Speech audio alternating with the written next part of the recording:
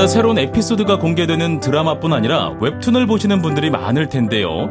지친 일상에 소소한 설렘을 가져다 주거나 어려운 정보를 더 쉽게 풀어주는 매개체가 되기도 해서 한류 열풍의 하나로 우리나라의 웹툰이 전 세계로 뻗어나가고 있기도 합니다. 그런데 이러한 K-웹툰의 시초는 누군지, 어떤 작품으로부터 비롯된 것인지는 알지 못하죠. 그래서 오늘 인문 클래스에서 준비했습니다. K-웹툰의 조상 박기정의 서사 만화에 대해 이야기를 나눠봅니다.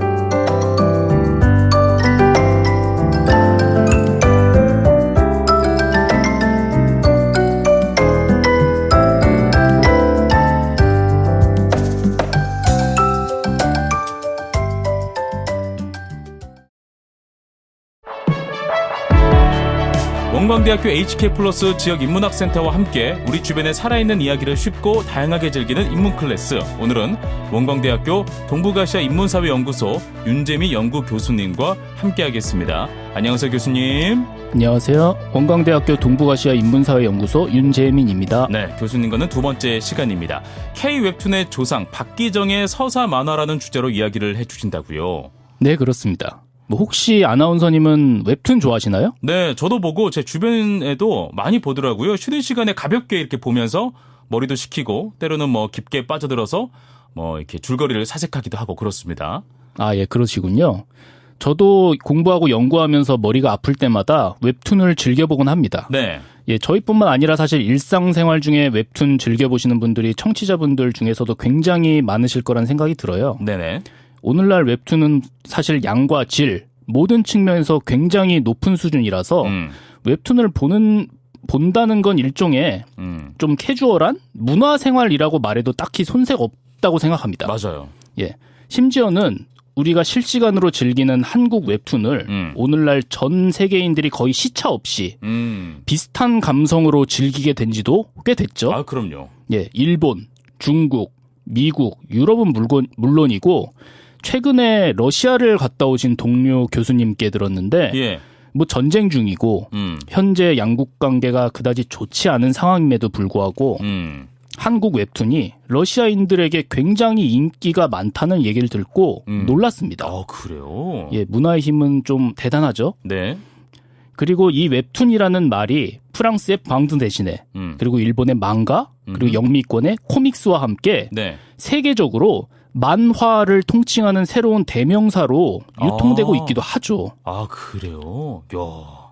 인터넷 플랫폼 연재 만화를 시도하고 이를 상업적으로 정착시킨 게 한국이기 때문인데요. 그렇습니다.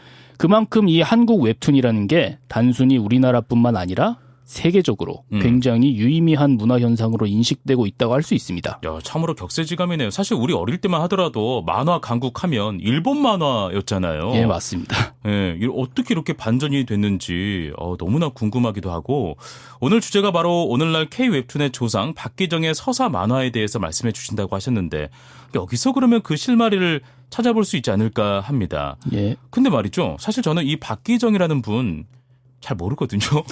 아마 원로 만화가실 거라는 생각이 드는데 일단 박기정 선생님에 대해서 간단하게 설명을 들어볼까요? 예, 이 원로 만화가 박기정 화백님 선생님은 한국 현대 만화의 선구자이자 개척자라고 할 수 있는 분이십니다. 네네. 특히나 1960년대와 70년대 그러니까 우리 만화계가 안팎으로 가장 어렵고 암울할 때 네. 버팀목이 되고 정말 좋은 작품을 많이 남겼습니다. 예. 그 외에 조금 나이가 있으신 청취자분들께서는 기억하실 수도 있겠는데 네. 중앙일보에서 오랫동안 시사 만화를 연재하기도 하셨습니다. 상당히 다방면으로 네. 오래 활동하시면서 한국 만화의 명맥을 유지하고 그 씨를 뿌리는데 굉장히 큰 역할을 한 분입니다. 그렇구나. 이분이 1935년생으로 예. 만주의 용정에서 태어나셔서 그 2022년 10월 8일 비교적 최근에 돌아가셨습니다. 아, 그랬어요. 네. 예, 한국 만화계에서 사실 워낙에 큰 인물이고 존경받는 분이라 코로나 시국인데도 회고전도 있었고 그분의 만화와 여러 가지 행적들이 최근에는 본격적으로 재평가되고 연구되고 있는 중입니다. 그렇군요. 저 또한 개인적으로 사실 이 박기정 선생님의 행적을 네. 한국문화 연구자로서 사실 상당히 주목하고 있습니다. 네. 그럼 박기정 화백께서 남긴 대표작은 뭐가 있었을까요? 일단 박기정 화백의 대표작을 꼽는 건 사실 조금 어려운 일입니다. 왜요? 워낙 많거든요. 아, 많아서? 예. 그래도 일단 네. 가장 중요한 작품은 사실 1964년 나고야의 제1동포 훈이라는 이름을 가진 인물을 주인공으로 한 권투 만화 도전자와 네. 그 다음해인 1965년 발표한 일제강점기 만주 배경의 액션 활극 폭탄화라고 하는 작품을 꼽을 수 있을 것 같습니다. 네네. 옛날 작품이지만 지금 봐도 사실 굉장히 스토리와 연출이 재미있고 세련됩니다. 그리고 무엇보다 2010년대 네. 이 두 작품이 복각돼서 좀 쉽게 구해보실 수 있어요. 아, 그래요? 예, 박기정 화백 작품을 비롯해서 예. 사실 이 60년대, 70년대 우리 옛날 만화 중에서 재밌는 작품이 꽤 있는데 네. 구해보기가 쉽지 않습니다. 맞아요. 예, 그래도 이 두 작품은 찾기가 어렵지 않으니까 한번 관심 있으시면 꼭 찾아 읽어보시기를 추천드립니다. 아, 정말 그래야겠습니다. 과거에 출간된 수많은 만화 중에서 저는 두 작품이 복각됐다는 건 그만큼 현재에도 읽힐 만한 이 만화사적으로 정말 중요한 어떤 작품이지 않을까라는 것을 생각을 해보는데요. 구체적으로 도전자 그리고 폭탄아 이 두 작품을 추천하신 이유가 뭔지 한번 들어보고 싶네요. 예, 일단 이 두 작품에서 제가 가장 높이 평가하는 부분은 다루는 소재와 네. 내용이 굉장히 파격적입니다. 어허. 그리고 무엇보다 작품의 내러티브, 즉 네. 서사가 굉장히 훌륭합니다. 어허. 일단 이 박기정 화백은 오랫동안 만화라는 장르가 그저 아동들이나 보는 유치한 장르라는 편견에 저항하고자 예. 여러 가지 실험을 감행했습니다. 그렇군요. 그리고 이 도전자와 폭탄화는 그 대표적인 시초격의 작품입니다. 어허. 일단 이 도전자에 대해 먼저 이야기해 보겠습니다. 제목부터가 뭔가 달라요. 네. 그렇습니다. 이 작품은 아까 잠깐 말씀드렸듯이 나고야를 배경으로 하고 예. 제1동포 청년 훈이가 주류 일본 사회에서 자신이 받는 차별에 대한 분노를 네. 권투라는 스포츠를 통해서 해소해 나가는 이야기입니다. 아, 출발점 자체가 이미 다른데요? 예, 맞습니다. 예. 지금 사실 이 그러니까. 설정으로 만들어도 굉장히 세련됐다고 볼 수 있는 소재인데 맞아요. 굉장히 심각하고 또 진지한 소재이지 않습니까? 맞아요. 지금이야 사실 표현의 자유가 있고 그래서 자신이 그리고 싶은 대상이나 타겟, 독자층을 사실 마음대로 선택할 수 있습니다. 그런데 이게 1960년대 이 만화라는 장르는 사실 어린애들이나 보는 그림책 그 이상도 이하도 아닌 취급을 받았던 시대입니다. 진지한 예술이나 자기 표현의 수단으로 인식되지 않았던 것이죠. 그런 시대에 이 박기정 화백은 만화를 통해서 자기가 하고 싶은 말과 세계관을 밀어붙였다고 할 수 있습니다. 권투를 소재로 한 열혈 스포츠 만화 장르라고 하는 건 아시나요? 네네. 예, 이런 장르를 사실상 한국에서 개척함과 동시에 와. 그 안에 제1동포가 받는 차별적인 시설과 분노를 자신의 만화적 세계관 안에서 와. 표현해내기까지 한 것입니다. 와. 물론 사실 그림이나 예. 연출의 경우는 1960년대 작품인지라 예. 다소 투박하고 단순하게 느껴질 수가 있습니다. 네네. 하지만 소재의 선택과 내용, 무엇보다 만화를 통해서 보여주고자 하는 바가 21세기에도 사실 통하고 울림을 주는 부분이 있을 정도로 사실 뛰어난 부분이 있고요. 그렇군요. 예, 그리고 이것은 심지어는 열혈 스포츠 권투 만화로서 이 도전자는 설정과 서사적 측면에서 예. 사실 굉장한 오리지널리티를 가지고 있습니다. 예. 이게 사실 일본의 유명한 권투 만화 이 네일의 조라는 작품 혹시 아시나요? 아, 저 엄청 유명하죠. 전설적인 작품인데 네. 이 작품이 1968년도 작품입니다. 아, 그렇게 오래된 작품이었나요? 예. 그런데 사실 이 도전자 같은 경우는 1964년도 작품이죠. 더 오래됐네요. 예, 네. 사실 굉장히 선구적인 작품이라고 볼 수 있습니다. 알겠습니다. 꼭 한번 읽어봐야 되겠다는 마음이 드네요. 또 다른 작품인 폭탄아. 이 작품은 또 제목부터가 심상치 않습니다. 네. 예, 이 작품 또한 시대를 앞서 나간 만화라고 할 수 있습니다. 네. 간단히 설정과 내용을 말씀드리자면은 일단 일본의 만주군 장교를 아버지로 둔 타니가 네. 주인공인데 사실 이 타니의 아버지는 독립군 밀정, 즉 이중 스파이였습니다. 와, 벌써 심도 있는데요. 장난 아닌데요? 예. 와. 타니는 이 사실을 모릅니다. 근데. 예. 아버지와 자신을 일본 제국의 충실한 신민이라 철석같이 믿고 성장했습니다. 그런데 어느 날 아버지가 독립군 활동을 몰래 하다가 일본군에 의해 돌아가시게 되는데 탄이는 자초지종을 모르는 상태에서 아버지가 독립군에게 죽음을 당했다고 믿고 네. 커서 일본군 장교가 됩니다. 아, 너무 재밌는데. 예. 얘기해 주세요, 또. 예. 그런데 이후에 이런저런 고초를 겪다가 아버지의 비밀을 다 알게 되고 예. 이후 아버지의 뒤를 이어 유능한 일본군 장교이자 와. 독립군 이중 스파이 활동을 시작하게 되는 것이 이 와. 만화의 내용입니다. 아, 미치겠다. 아, 너무 재밌어요, 지금. 와. 예, 맞습니다. 야, 이렇게 재밌는 내용이 있었다고? 와. 여기서 질문 하나 하고 싶은데 혹시 폭탄아 이 줄거리를 듣고 네. 떠오르는 작품 없으세요? 저는 근데 만화는 아니고 예. 그 드라마 각시탈? 아, 맞습니다. 네네네. 네, 이 사실 지금 아나운서님께서 드라마 각시탈을 말씀해 주셨는데 예. 사실 이 각시탈도 원래 원작은 만화입니다. 이현세 화백이 만든 거잖아요. 예, 맞습니다. 맞아요. 이현세 화백의 1970년대 만화 네. 이 각시탈을 음. 사실 이 폭탄화를 이야기하면서 하지 않을 수가 없는데요. 그렇죠. 사실 이 각시탈의 주인공 이강토가 네. 독립군 활동을 하다가 이 바보가 되어버린 형을 반면교사 삼아서 일본 순사가 되죠. 난 이렇게 안 살 거다. 형처럼 안 살 거다. 바보처럼. 라고 하면서요. 네네. 그러나 사실 모두가 바보라고 생각했던 이 강토의 형이 정체를 숨긴 채 네. 일본 제국과 맞서 싸우는 각시탈이라는 것이 이게 줄거리죠.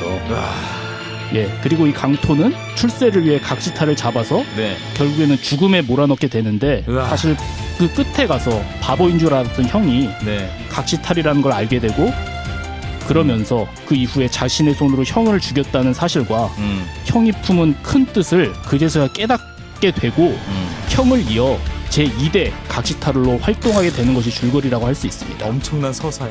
네. 그렇게 낮에는 일본 순사, 밤에는 각시탈 활동을 하는 강토의 활약이 일단 펼쳐지게 되는데 네네.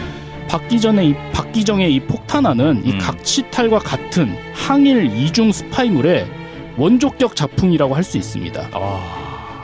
초창기 한국 만화의 굉장히 중요한 마스터 플롯을 정립한 작품이 바로 이 폭탄화라고 할 수 있습니다. 나 지금 진짜로 교수님 폭탄화 이야기 들으면서 소름 돋았어요. 아, 그렇습니까? 너무 대단해. 와, 정말 어떻게 이 시대에 이런 작품을 만들 수가 있었죠? 예, 맞습니다. 네, 진짜 박기정 화백은 오늘날 한국 웹툰뿐 아니라 한국 만화 그 자체에 어쩌면 근본을 만드신 분이다라는 생각이 드네요. 예, 맞습니다. 저도 사실 이 60년대 이런 만화를 그려냈다는 것이 사실 굉장히 놀라운 부분이 있습니다. 소름이에요, 진짜. 예.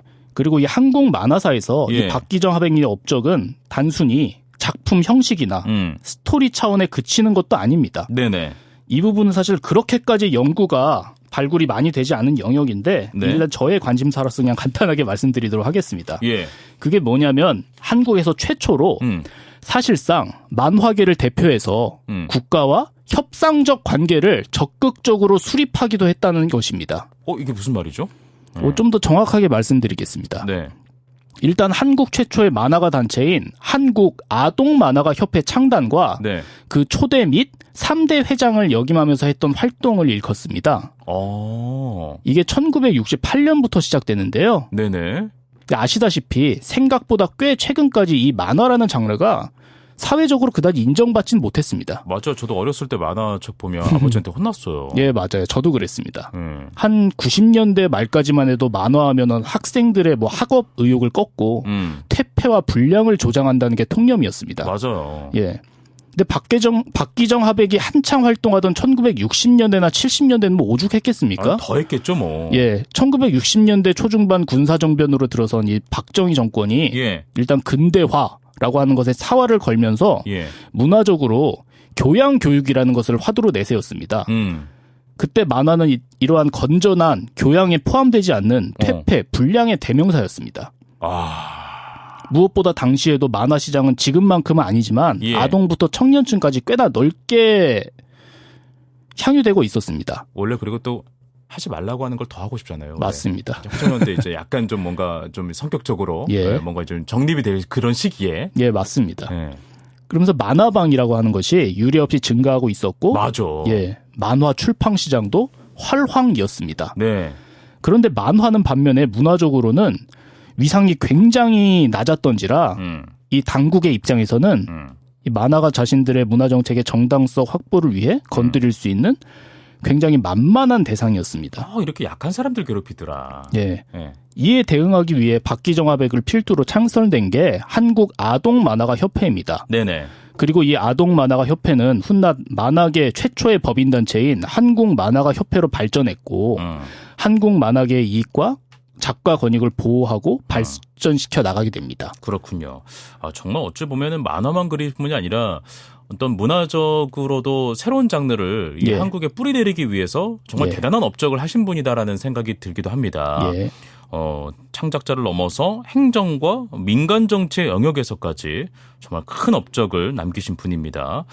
한국 만화가 협회를 창설하고 우리 박기정 선생님은 주로 어떤 활동을 또 하셨을까요? 일단 이와 관련해서는 1969년 창설된 협회 기관지 캐리커처라고 하는 것들을 보면 확인할 수 있습니다. 네네.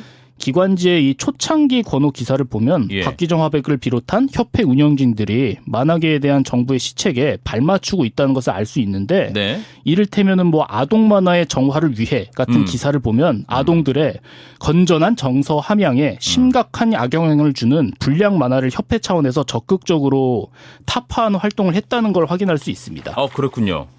뭐 또한 만화계를 대표해서 윤리위원회 심의위원으로도 박기정 화백이 활동하기도 했습니다. 어쨌든 뭐 그 장르가 대중들에게 또는 지식인들에게 또 인정받고 더 넓혀지려면 이런 어떤 심의 과정에서도 그런 것들이 굉장히 중요하잖아요. 예, 맞습니다. 그런 활동들을 더 선구적으로 했던 분이라는 생각이 듭니다. 정말 뭐 문화계에서 전방위적으로 활동하셨던 분이기도 하네요. 예, 맞습니다. 그런데 여기서 한 가지 우려되는 건 이러한 박기정 화백의 이력과 활동이 자칫 당시 이런 군사 독재 정권의 문화 정책에 부역했다는 식으로 비춰질 수도 있다는 것입니다. 네. 뭐 게다가 지금처럼 만화에 대한 사회적 인식 그리고 표현의 자유와 문화적 다양성에 대한 인식이 높아진 사회에서 불량 만화 척결의 앞장선 활동이 지금의 입장에서는 사실 상당히 부정적으로 보일 수도 있습니다. 그러니까. 뭐 저 또한 사실 일정 부분은 여기에 동의하는 지점들이 있고 이러한 조치가 일어나는 시대가 절대로 다시는 오면 안 되죠. 이러한 측면에서는 당시 이 박기정 화백의 협회 활동과 윤리위원회 활동을 뭐 비판적으로 볼 수도 있다고는 생각합니다. 네네.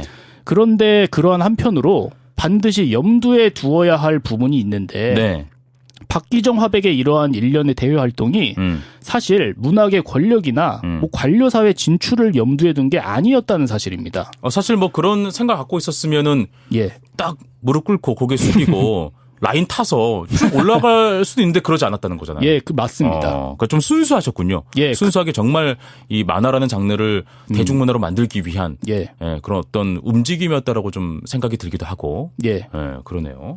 그런 측면이 일단 굉장히 컸고 그리고 무엇보다 사실 당시 만화의 위상을 생각하면 그게 가능하지도 않았을 뿐더러 그것은 일단은 그렇기 때문에 1차적으로 박기정 화백의 활동은 만화계에 대한 당시 정부의 압력에 적극적으로 때로는 선도적으로 대응하기 위한 활동이라는 측면이 있습니다. 만화계와 만화가들의 권익과 이익을 위한 것이었다.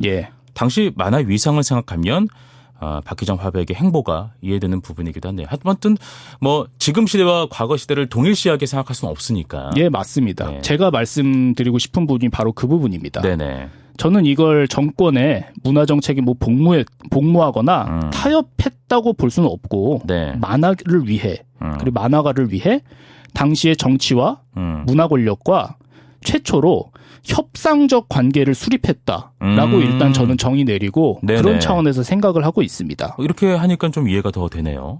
이 부분에 대해서는 사실 많은 연구가 아직 되진 않았는데 저는 이런 차원에서 박기정 화백을 중심으로 한 한국 만화가 협회와 그 기관지를 한번 연구해 볼 생각을 가지고 있습니다. 알겠습니다. 교수님들 같은 이런 학자분들께서 이런 연구 성과를 많이 또 이룩해야 또 좋은 우리의 어떤 역사적인 진실들이 또 드러나는 거 아니겠습니까? 그렇습니다. 자, 그러면 교수님 그 외에도 박기정 화백의 만화가 활동에 대해서 더 이야기해 주실 부분이 없을까요? 또 궁금하기도 한데요. 일단은 무엇보다도 일간지 시사만자 연재를 빼놓을 수 없을 것 같습니다. 1956년 중앙일보에서 시작해서 조선일보, 동아일보를 거쳐 중앙일보에서 다시 정년을 마치셨습니다. 만화가 인생 평생을 신문 시사 만화 연재로 보냈다고 해도 과언이 아닌데 네네. 이를 쭉 늘어놓으면 그 자체로 한국 현대사가 펼쳐집니다. 아, 그러겠다. 예. 네.